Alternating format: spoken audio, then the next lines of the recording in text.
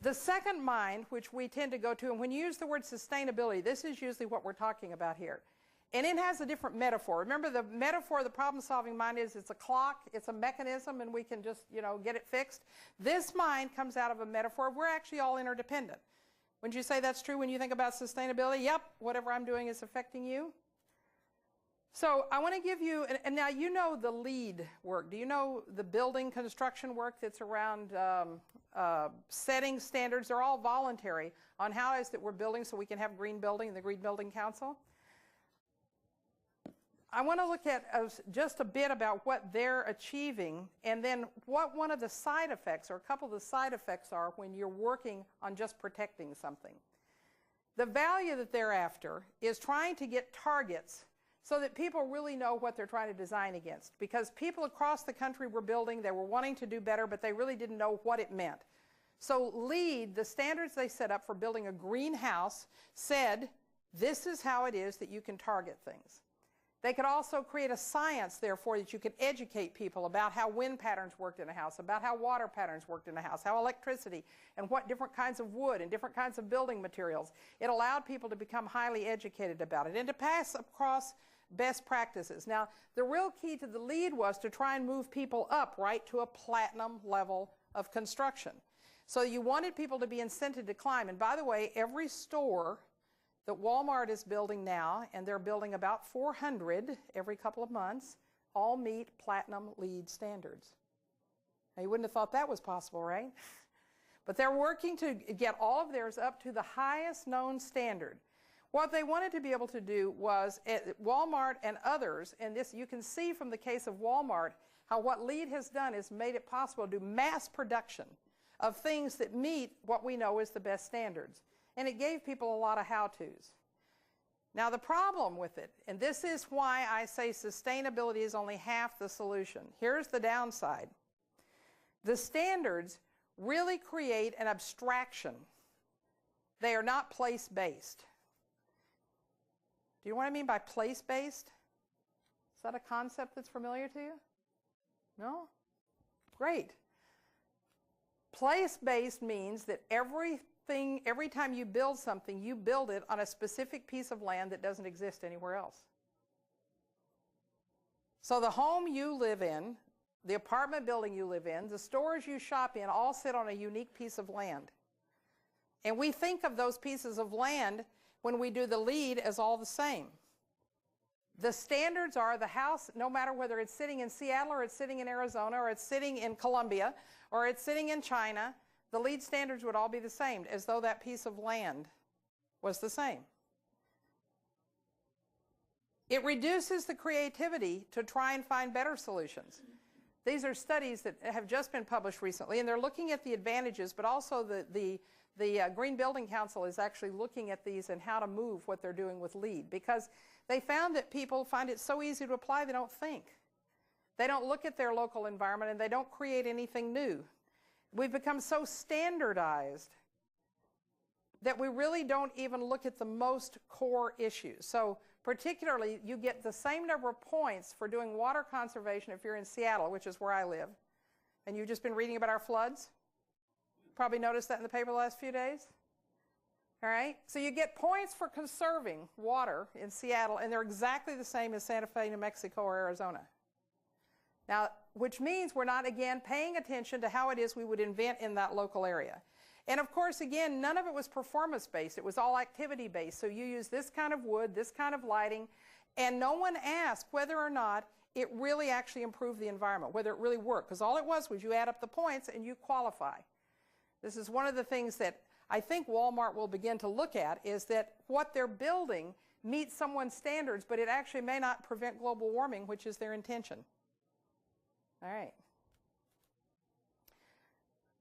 So the effect of this kind of mind, this protective mind, the sustainability mind, if that's all that's used, and we do need the protective mind, is that it tends to let us kind of slide downhill.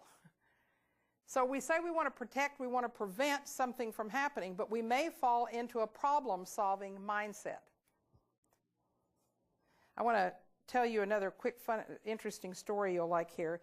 You know Robert Redford? There's so many young people in this group, I don't know whether you still, yeah, okay, it doesn't matter. Robert Redford never gets old, huh? All right. Robert Redford has done some pretty amazing things as an environmentalist. Would you agree? He has bought land over 5,000 acres in Utah where he created an institute called the Sundance Institute. And he had a couple of ideas about what he was trying to do with this. One was he was trying to preserve this land because it was so beautiful.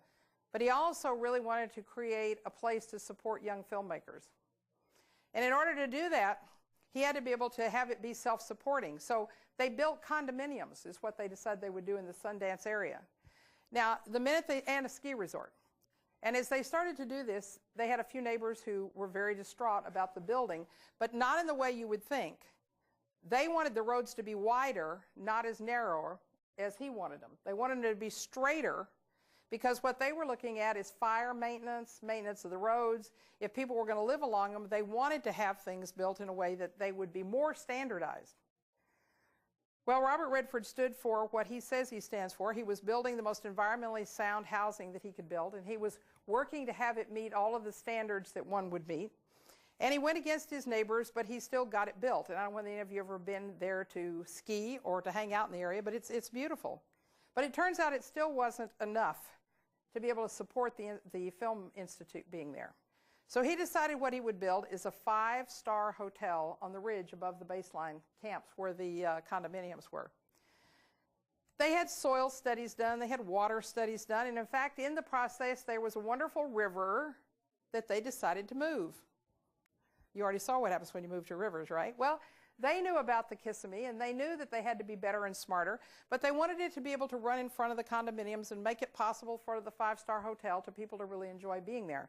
Luckily, in the midst of all this building, they brought in a group called the Regenesis group, who does a lot of work at place-based assessment. Now, remember a moment ago I talked about you have to connect to the place. What Redford was doing, and in all good intention, what all of us do at this point, was he was using the standards that were known generally for how it is you build the best constructed green buildings, how you protect the environment, how you do smaller roads. And he assumed that that was probably sufficient, and so did his whole team. This wonderful guy, Tim Murphy, who works for the Regenesis group, I have to give you a description of him. He's kind of like a bear. You can just see that he lives outdoors all the time, and he loves land, and he goes and gets connected to a place, and he takes photographs of mountain lions and trees. He doesn't shoot them, but he takes photographs of them. So this guy gets hired as a part of Sundance, and he goes out into this area, and he camps out on the mountainsides. And he walks in a few days later, and he says to them in his sweet, gentle little voice, which he does, "Well, Mr. Redford, I only see 3 problems. I think you'll be fine. The first one is that you're actually in a very significant floodplain.